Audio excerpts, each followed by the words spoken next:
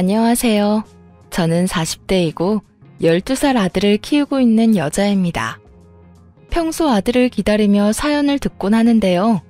오늘은 저의 사연을 소개해드리고자 용기를 내어 사연을 적어 보내봅니다. 긴 이야기가 되겠지만 끝까지 함께 해주시겠어요? 남편과 전 맞선을 통해 만난 사이였어요. 무태안경 넘어 보이는 남편의 선한 눈빛이 참 좋았고 애써 신경 쓴 머리 따위는 중요치 않다는 듯 그 큰 손으로 무심코 넘겨버리는 그 모습도 참 좋았어요. 전 남편에게 첫눈에 반해버렸고 제가 사랑하는 사람이 저를 사랑해주는 그런 드라마 같은 상황은 일어나지 않더군요. 그럼에도 전 남편이 좋았고 저의 적극적인 구애에 남편과 전 연애를 시작하게 되었죠. 일방적인 마음으로 시작된 연애는 힘들었고 때론 슬펐지만 남편을 너무 사랑했기에 그 관계를 전 놔버리지 못했습니다. 그때 그런 관계 따위 놔버리고 가버렸어야 했는데 전 그렇게 하지 못했고 그렇게 2년을 만났죠. 처음 만날 때와는 달리 남편은 점점 마음의 문을 여는 듯했고 그렇게 몇 달이 흐른 뒤 남편이 청혼해 왔어요. 우리 결혼할래요? 2년을 만나면서도 말을 놓지 않던 남편에게서 들은 청혼. 전 펑펑 우느라 대답도 하지 못하고 고개만 끄덕였고 그런 저를 남편은 꼭 안아주더군요. 그렇게 시작된 결혼 생활. 꿈꾸던 생활과는 달랐지만 행복했어요. 대면대면한 남편이었지만 그런 남편이라도 나와 부부로 살고 있다는 것이 참 행복하더군요. 네, 바보 같았던 것 맞아요. 하지만 그때 전 하루하루 저에게 마음을 붙여가는 남편의 모습을 지켜보는 행복함이 있었고 이윽고 저희 사이에 새로운 생명이 생겼다는 것을 알았을 때 비로소 남편은 정말 저의 가족이 되었습니다. 여보, 나 너무 기쁜 것 같아. 아니, 기쁘다. 행복해. 남편은 처음 저에게 말을 놓았고 저를 꼭 안아주었습니다. 그 후론 참 행복했어요. 꿈꾸던 결혼 생활이 시작된 듯한 기분이었죠. 남편은 언제 저에게 대면했냐는 듯 다정한 눈길과 말투로 저를 대해주기 시작했고 저 역시 남편에게 아낌없는 사랑을 주었어요. 그렇게 저흰 9년이란 시간 동안 참 행복했습니다. 사이가 좋아지고 난 후 단 한 번의 부부싸움도 없었을 뿐 아니라 언성 한 번 높이는 일이 없었어요. 그러던 어느 날 남편이 일이 바빠지기 시작하며 퇴근이 늦어지더라고요. 더불어 출장도 잦아졌고요. 남편은 저와 결혼하며 회사 생활을 그만두고 사업을 시작하게 되었었는데 그 사업을 조금 확장하기 위해 바빠진다는 말을 들었던 터라 별 대수롭지 않게 생각하고 있었어요. 그 당시 아들이 관심 있어 하던 축구에 재능을 보이며 아들의 뒷바라지를 하느라 바쁘기도 했지만 무엇보다 그렇게 생각했던 건 남편을 그 누구보다 믿었기 때문이었어요. 신혼 동안 대면했던 모습과는 달리 지난 세월 동안 남편은 다정한 남편이자 아들에겐 둘도 없는 친구이자 아빠였기에 전 더욱 의심이란 걸 할 생각도 못했던 거죠. 하지만 의심과는 별개로 늦어지는 퇴근과 잦은 출장에 섭섭해지는 마음이 드는 것은 당연했고 전 그런 마음을 남편에게 숨기지 않고 표현했어요. 저기 여보, 요즘 너무 늦는 거 아니야? 출장도 너무 잦고. 당신 회사 일 바쁜 거 잘 아는데 그래도 나 좀 섭섭해지려고 해. 저번 주 주말에도 출장 간다더니 또 이번 주 출장은 당신이 생각해도 너무한다고 생각하지 않아? 아, 나라고 이러고 싶어서 이러겠어. 그만큼 바쁜 걸 어쩌겠어. 다른 것도 아니고 회사 일인데 이런 것도 이해 못 해줘? 다른 이유 때문이 아니라 우리 가족 잘 먹고 잘 살자고 하는 일인데 조금만 더 참고 기다려줘. 그렇지 않아도 이번 일만 끝내면 좀 쉴 거야. 쉬면서 당신이랑 우리 금쪽 같은 아들이랑 시간도 많이 보내고 여행도 다니면서 말이야. 신경질적이던 남편의 말투는 어느새 다정하게 바뀌어 있었고 두 손으로 제 손을 감싸주며 저를 달래주고 있었어요. 남편의 그런 행동에 저는 도리어 남편에게 미안해졌고, 더는 남편에게 투정 부리지 않고 제 할 일을 하며 시간을 보내고 있었죠. 새벽 일찍 나가는 남편의 아침 밥상은 잊지 않고 챙겼고, 아들의 지방 경기를 위해 장거리 운전도 마다하지 않으며 그렇게 가정을 위해 바쁘게 살았어요.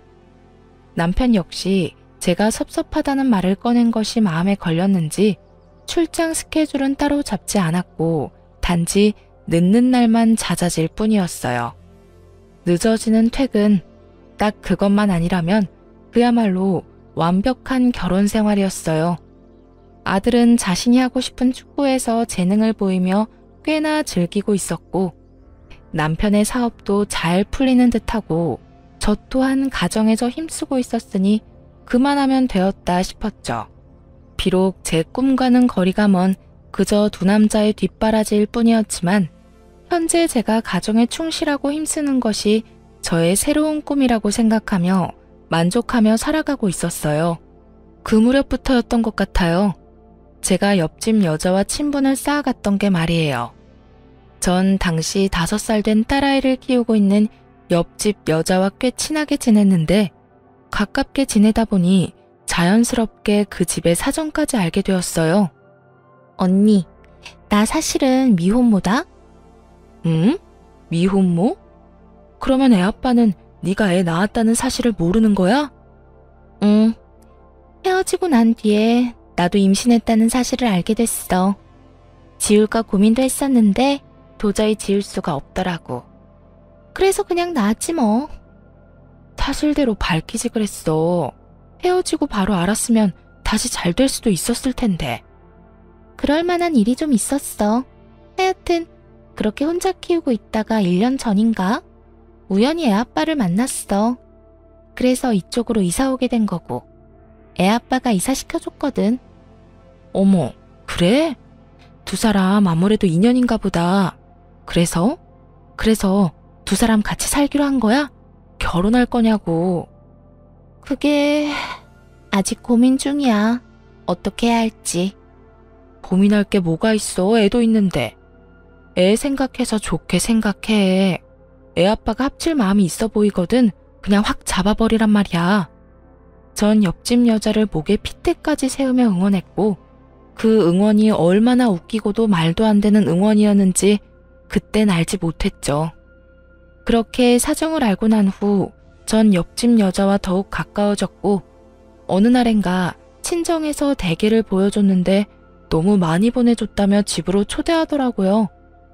걔라면 자다가도 벌떡 일어나는 남편과 아들이 떠오르며 전 알겠다고 했고 주말이라 늘어지게 휴식을 취하고 있는 남편에게 물었어요. 여보, 옆집에서 대게 먹으러 오라는데 당신 갈 거지? 뭐? 옆집에서? 응. 친정에서 대게를 보내줬는데 너무 많이 보내줬다고 오늘 저녁에 집으로 오라고 하더라고. 당신 걔 좋아하잖아.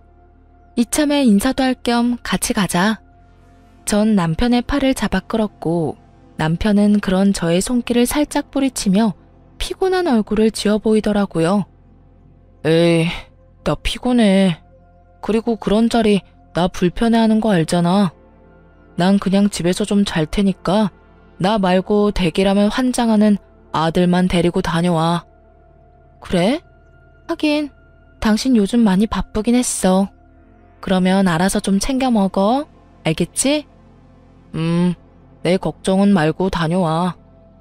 그렇게 남편만 두고 아들과 함께 찾은 옆집엔 식탁 한가득 대게가 올려져 있었고 남편을 닮아 게를 좋아하는 아들과 애아빠를 닮아 게라면 사족을 못 쓴다는 옆집 딸은 먹는 사람조차 군침이 돌게 맛있게 먹어주었어요.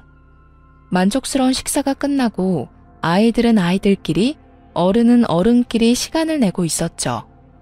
대화가 잘 통하던 탓에 시간은 속절없이 흐르고 있었고 어느새 시계바늘이 9시를 향하고 있다는 것을 깨달은 전 황급히 집으로 돌아가기 위해 아들을 불렀어요. 제 목소리가 작진 않았을 텐데 무슨 일인지 아들은 대답조차 없었고 저와 옆집 여자는 아이들이 놀고 있는 방으로 향했죠. 방에 가까워질수록 다투는 소리가 들린다 싶더니 아니나 다를까 두 아이는 다투고 있었어요. 너희 뭐해? 왜 싸우고 있어? 저의 물음에 아들은 이렇게 말하더군요. 엄마, 이거 우리 아빠 손수건이잖아. 우리 아빠 손수건이 여기에 있어서 내가 가져가서 아빠 주려고 했는데 얘가 계속 자기 아빠 거라고 못 가져가게 하잖아. 이렇게 말한 아들은 손수건을 더욱 꽉 쥐었고 전 그 손수건이 왜 여기에 있어? 라고 말하며 아들의 손에서 손수건을 뺏으려는 순간 설마 남편의 손수건일까 했던 제 생각은 순식간에 바뀌었어요. 아들이 쥐고 있는 손수건은 남편의 손수건과 똑같더군요. 그 손수건, 아들이 용돈을 모아 남편의 생일 선물로 준 것이었던 터라 모양을 정확히 기억하고 있었거든요. 뭐 널리고 널린 손수건 중 똑같은 것이 있을 수도 있긴 하지만 남편의 손수건은 아들이 시댁인 시골에 내려갔을 때 5일장이 열린 장터에서 산 촌스러운 손수건이었던 터라 그 상황이 의아했어요. 백화점도 아닌, 그렇다고 마트도 아닌 시골 장터 5일장에서 산 촌스러운 손수건을 두고 싸우는 상황이라니. 솔직히 속으로 많이 당황스러웠지만 옆집 아이와 아들의 싸움을 멈추는 게 우선이었기에 아들에게 애써 상황을 잘 설명해 주었죠. 아들, 이건 아빠 손수건이랑 똑같긴 한데 아빠 손수건은 아니야. 여기 동생 아빠 손수건이라고 하잖아. 그러니까 아빠랑 아저씨랑 손수건이 똑같은 그런 상황인 거지. 우리 아들이 충분히 헷갈릴 수 있는 상황이었고 이젠 아니란 걸 알았으니 어떻게 해야 할까? 저의 설득에 아들은 손수건은 동생에게 건네주었고 저흰 집으로 돌아왔어요. 집으로 돌아온 저는 방금 일어났던 상황을 남편에게 말해주었죠. 여보, 방금 옆집에서 뭘 봤는 줄 알아? 뭔데? 당신 손수건. 왜 있잖아. 우리 아들이 당신 생일이라고 용돈 모아서 사줬던 그 촌스러운 손수건. 그 손수건이랑 똑같은 손수건이 옆집에 있지 뭐야? 우연이라고 해야 할지 인연이라고 해야 할지 그 촌스러운 손수건 구하려고 해도 구하기도 힘든 손수건을 어디서 구했는지. 그러게 신기한 일이네. 그거 5일장에서 산 거 아니야? 여기에도 팔아? 비슷한 게 있을 리가 없는데. 신기하네. 그러니까 완전 똑같더라니까. 나도 순간 당황했지 뭐야. 그렇게 손수건 사건은 기억 속에서 사라지고 있었어요. 그날 이후 전 늘 그렇듯 소득 없이 바쁨의 연속이었고 그날 역시 축구 교실에 아들을 데려다 준 후 그 근처에서 잠시 볼일을 보고 있었어요. 주어진 시간이 여유롭지 않았던 터라 급하게 볼일을 보고 있는데 축구 선생님께 전화가 오더라고요. 아들이 발목을 삐끗한 것 같은데 빨리 병원에 가봐야 할 것 같다고요. 급하게 아이를 데리고 병원에 갔고 오른쪽 발에 깁스하고 병원을 나올 수 있었어요. 엄마, 아빠 보고 싶어. 전화해서 빨리 오라고 하면 안 돼? 이런 말을 하는 아들이 아닌데 아파서 서러운 것인지 놀라서인지는 모르겠으나 아빠가 당장 보고 싶다고 하더라고요. 그래서 전 알겠다고 하며 남편에게 전화를 걸었고 남편은 전화를 받지 않더군요. 아들은 입술까지 삐죽이며 섭섭함을 표현했고 전 그런 아들을 달래며 집으로 향했어요. 그렇게 저흰 집에 도착했고 주차장에서 내려 엘리베이터를 타려는 순간이었어요. 닫혀가던 엘리베이터가 저희로 인해 다시 열리고 거기엔 남편이 서 있는 것이 아니겠어요? 아들은 한 발로 폴짝폴짝 뛰며 기뻐했고 남편은 그런 아들을 보며 당황한 기색이 역력하더군요. 저 역시 당황스럽기는 매한가지였어요. 여보, 이 시간에 웬일이야? 전화는 받지도 않더니. 전화했었어? 몰랐네. 피곤해서 일찍 들어왔어. 그런데 애 발은 왜 이래? 다쳤어? 남편은 아들의 발을 보며 물어왔고 전 이유를 설명해주며 대화를 나누고 있을 때였어요. 엘리베이터는 어느새 저희가 사는 층에 도착해 있었고 문이 서서히 열리고 있었죠. 그 순간 저희의 정면에 보이는 옆집 여자아이가 뛰쳐나와 남편에게 와락 안기는 아주 황당한 상황이 눈앞에 펼쳐졌어요. 아빠! 상황보다 더 황당한 말과 함께요. 어느새 남편의 바짓가랑이를 움켜쥔 아이는 남편의 다리에 얼굴을 비비며 애교를 부리고 있었고, 그런 상황이 납득이 될 리 없는 아들이 아이를 밀치며 고함을 질러댔어요. 우리 아빠야. 우리 아빠라고. 너 저리 비켜. 정말 정신이 하나도 없더라고요. 화가 나 씩씩거리는 아들, 그런 아들에게 밀쳐져 울음을 터뜨려버린 옆집 아이, 그리고 그 두 사람과 함께 저의 눈치까지 살피는 남편. 전 아무 말도 행동도 하지 못하고 있었고 눈치를 살피던 남편이 옆집 딸을 안아 올리더군요. 옆집 딸을 안은 남편은 문 앞에서 굳어버린 옆집 여자에게 딸을 건네주며 이렇게 말했어요. 아빠를 기다리고 있었나 보네요. 우리 아들 때문에 많이 놀란 것 같은데 잘 달래주세요. 아들 일은 죄송합니다. 고의는 아니었어요. 사과까지 마친 남편은 여전히 씩씩거리는 아들과 저를 데리고 집으로 들어와 버렸고, 남편의 손에 의해 집으로 들어오던 저는 보고야 말았어요. 딸을 품에 꼭 안고서 저를 바라보던 옆집 여자의 황당함과 분노가 섞인 눈빛을요. 그렇게 집으로 돌아온 남편은 아무 일도 없었다는 듯이 피곤하다며 욕실로 들어가 씻기 시작했고, 단순한 해프닝이라 여기고 넘기기엔 이상했어요. 옆집 아이를 아들이 밀어서 화가 났나 하고 생각하기엔 분노의 정도가 도를 지나쳐 보였고, 그렇다고 해서 저런 표정을 지을 만큼 저희가 잘못한 것도 없었기에 저는 황당하기도 의아하기도 했죠. 거기에다 5살이면 어리다고는 하나 아빠의 얼굴을 구분하지 못할 만큼 어리지 않았고, 헷갈렸다고 하기엔 아이의 반응이 너무나도 확고했죠.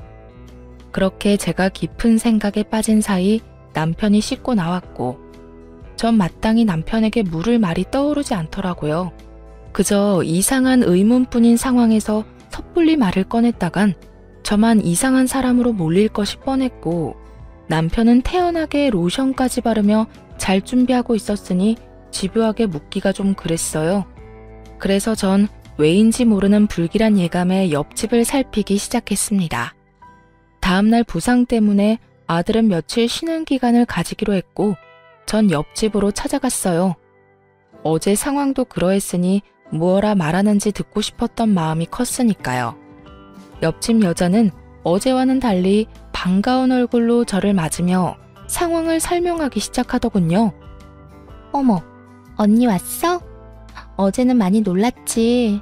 나도 어제는 딸이 오니까 앞뒤 생각도 못하고 화가 나서 아무 말도 못했는데 진정이 되고 나니까 다 우리 잘못이더라고. 미안해. 우리 딸이 어제 아빠 온다고 온종일 기다렸거든. 그래서 현관문 앞에서 기다리고 있었던 거고. 그렇게 기다리고 있는데 엘리베이터 문이 열리고 성인 남자가 보이니까 제대로 보지도 않고 아빠라고 생각했는가 보더라고. 정말 미안해, 언니. 웃기게도 안심이 되더라고요.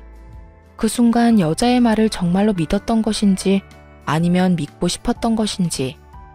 자세히 당시의 마음까지 기억나진 않지만 확실한 건 안심이란 걸 했다는 것이었어요. 아니야, 그럴 수 있지. 어제 많이 놀랐겠다. 자다가 울진 않았어? 애들 많이 놀라면 자다가 깨서 울곤 하잖아. 아니, 나도 걱정했었는데 다행히 그러진 않았어. 아이의 상태를 확인한 후 그 뒤로 나눈 대화는 평소와 같았어요. 애들 크는 이야기, 저녁 반찬 이야기 등등. 제가 경계를 늦추고 안심하며 대화를 이어나가는 순간 차량 입차를 알리는 알림이 울렸고, 저는 자연스럽게 고개를 돌려 인터폰으로 시선이 향하게 되었어요. 언니, 그이 오나 보다. 그렇지 않아도 오늘 온다고는 했었는데 이렇게 일찍 올 줄은 몰랐네.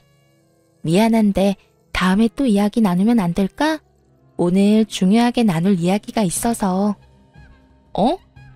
알겠어. 그럼 가볼게. 서둘러 신발을 신고 나오는 길. 저는 또 보고야 말았어요. 차량 입차 알림에 뜬 차량 번호가 남편의 차 번호와 같다는 것을요. 옆집에서 나오자마자 다리가 다 떨려오는데 이게 무슨 일인가 싶더라고요. 아니라고 하기엔 분명 남편의 차 번호였기에 저는 확인해야만 했죠. 그래서 전 복잡한 생각은 잠시 접어두고 몸을 숨겼어요. 남편의 차가 입차를 했으니 곧 남편이 여기로 올라올 테니까요. 저희 집 대문을 열었다가 들어가지는 않고 그대로 닫아버리고 최대한 조용하고 빠르게 비상용 계단으로 가 반층을 더 올라가 몸을 숨겼어요. 그 순간 내려가는 것이 더 빠르고 쉬웠을 텐데 왜 올라가는 길을 선택했는지는 아직도 의문이긴 하지만 결과적으로는 하늘이 도운 결정이었죠. 제가 들어갔다고 생각했는지 조용하던 옆집 문이 열리는 소리와 함께 옆집 여자의 목소리가 들려오더라고요. 자기야. 그 여자 방금 집으로 갔어. 지금 바로 올라오면 돼. 여자의 말이 끝나는 타이밍에 맞춰 아래층에서 다다다 하는 발걸음 소리와 함께 계단을 올라온 남편. 두 눈마저 의심하게 되는 순간 남편이 빠르게 옆집으로 들어가 버리더군요. 저의 머릿속엔 옆집 여자의 말과 함께 그간의 사건들이 떠오르기 시작했어요. 1년 전에 다시 만났는데 함께 살지 고민스럽다던 옆집 여자. 남편의 손수건과 똑같이 생긴 손수건이. 서로 자기 아빠의 것이라고 우기며 싸우던 아이들. 그건 모두 남편에 대한 말이었고 남편의 것이었던 거죠. 그제야 이상한 것들이 대충 이해가 되며 마음속 깊이 화가 나기 시작하더군요. 차디찬 계단에 앉아 이대로 현장 급습이라도 해야 하나 얼마나 고민했는지 모릅니다. 당장이라도 들이닥쳐 두 연놈을 박살내버리고 싶은 심정이야 두말하면 입 아픈 상황이었지만 그대로 쉽게 박살만 내기엔 저의 화가 풀리지 않을 것만 같았어요. 무엇보다 끝낼 때 끝내더라도 두 사람의 관계에 대해 정확히 알고 싶었고 그래서 전 현장 급습은 다음으로 미루고 두 사람의 뒷조사를 하게 되었죠. 두 사람은 제 생각보다 더욱 오래된 사이더군요. 상간녀는 남편이 저와 맞선을 보기 한참 전부터 만나왔던 사이로 그 당시 남편의 집에선 상간녀를 반대했고 남편은 시댁의 등살에 못 이겨 저와 맞선을 보게 되었던 것이었어요. 저와 연인으로 지내던 2년 동안에도 상간녀를 만나왔고 상간녀와 잠시 헤어진 그때 저에게 청혼하고 결혼까지 하게 되었죠. 결혼 후에 두 사람은 다시 만나기 시작했고 그 만남을 지속하다 헤어지게 되었던 것이었어요. 그 뒤론 그 여자가 말한 그대로였어요. 남편과 헤어지고 난 후 상간녀는 임신 사실을 알게 되었고 혼자 아이를 키우다 다시 재회하게 된 것까지도요. 신혼 초 대면대면하던 모습은 상간녀에게 마음을 쏟고 있던 터라 그러했던 것이었고 최근 들어 늦었던 것은 상간녀와 재회를 한 후라 그러했던 것이었으며 자꾸만 늦은 남편에게 제가 섭섭함을 내비쳤을 땐 안 되겠다 싶어 내린 결정이 상간녀와 딸의 보금자리를 옆집으로 옮기는 것이었겠죠. 바로 옆집이니 잠깐씩 들릴 수도 있으니 말이에요.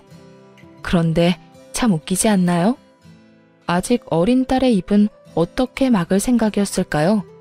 아니, 언제까지 숨길 수 있다고 생각했는지 참 그 속마음은 지금까지도 알 수가 없네요. 하여튼 두루뭉술했던 그간의 상황들이 딱 맞아떨어지며 전 계단에서보다 더 큰 분노에 휩싸이게 되었습니다. 도대체 저를 얼마나 우습게 봤으면 상간녀와 딸을 우리 집 옆에다 이사시킬 수 있는 것인지, 그 사랑이 얼마나 대단했으면 그 긴 세월 상간녀를 잊지 못하고 결국 다시 만나는 것인지. 이 모든 생각의 끝에서 제가 할 수 있는 건 그저 허탈한 웃음일 뿐이더군요. 그렇게 울고 웃기를 한참 가까스로 정신을 차린 저는 친정의 전화에 모든 사실을 알렸어요.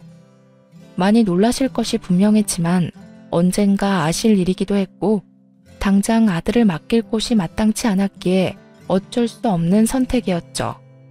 부모님은 저의 소식에 운전을 한사코 말리시며 직접 오셔 아들을 데리고 가셨고 저의 복수는 그렇게 시작되었습니다. 제일 먼저 전 관리실에 전화해 남편의 차량을 다시 저희 집으로 옮겼어요. 그리곤 기다렸죠. 차량이 들어왔다고 알리는데 남편이 집으로 돌아오지 않는 날을요. 하지만 남편은 무슨 눈치라도 챈 것인지 매번 집으로 들어왔고 전 그 지루한 기다림 속에 재미를 찾기 위해 옆집을 드나들고 있었어요. 요즘 우리 아들 친정에가 있거든? 그래서 그런지 요즘 다시 신혼으로 돌아간 기분인 거 있지? 아, 그래요? 응. 남편도 평소보다 더 다정해지기도 하고 스킨십도 많이 하기도 하고. 아니 글쎄 어제는 출근한다고 현관문 열다 말고 들어와서 뽀뽀까지 해주는 거 있지? 그랬구나. 저의 잊지도 않은 애정과 시에 상간녀의 입은 웃고 있었지만 눈은 저를 노려보고 있었고 그런 썩어 문드러지는 상간녀의 표정을 지켜보는 재미가 꽤 쏠쏠했어요. 얼마나 신났는지 그 표정은 아직도 잊히지 않네요.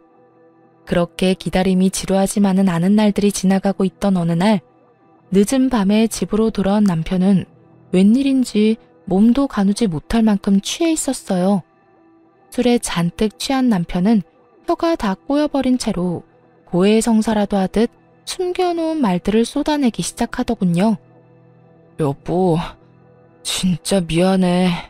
너무 미안해. 내가 죽일 놈이야. 정말 미안해. 뭐가 미안한데? 내가 죽일 놈이라 미안해. 그래서 나 다 정리할 거야.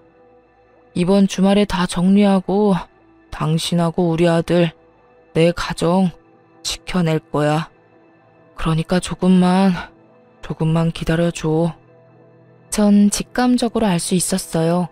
다가오는 주말에 남편이 상간녀와의 관계를 정리하려고 한다는 것을요. 그 말을 듣는데 한심하게도 멈칫하게 되더라고요. 남편에게 마음이 남아서도 아니었고